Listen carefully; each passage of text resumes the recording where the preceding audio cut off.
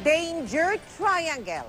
Yan po ang tawag sa bahagi ng mukha na hindi dapat ginagalaw pag tinubuan ng tagyawat.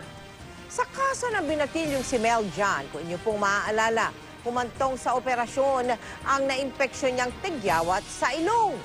Kamusta na kaya siya ngayon? Sa tila tahimik niyang mundo, ang bulong ng kanyang ina at ang ingay ng abalang ospital ang tagagising kay Mel John.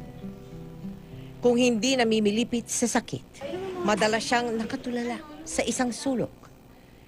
Nagkanana sa utak si Mel John dahil sa kinutkot niyang tagyawat sa ilong na nagdulot ng pagkaparalisa ng ilang bahagi ng kanyang katawan.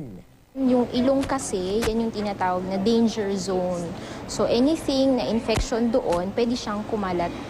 Dahil sa ating tulong, agad na naoperahan si Mel John noong Hulyo at nang muli namin siyang kinamusta.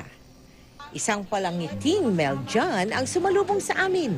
Ayun po ang saya sa namin mag-asawa, yung mga kapatid niya. Rin kasi nakakakilos na po siya, hindi ka na nag-iisip po ng mag-aalangan ka na ano na nangyari sa anak ko.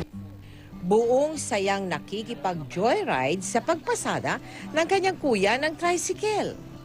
Unti-unti na rin niyang naigagalaw ang kanyang mga braso at binti. Bukod sa kanyang pamilya, basketball ang inspirasyon ni Mel John sa paggaling. Sa nalalapit na panahon, umaasa si Mel John na muli niyang maisushoot ang bola sa ring. Sa mga tumulong sa akin, magpapasalamat po. Maraming pong salamat sa kanila pong lahat. Sa malaking tulong po nila sa amin.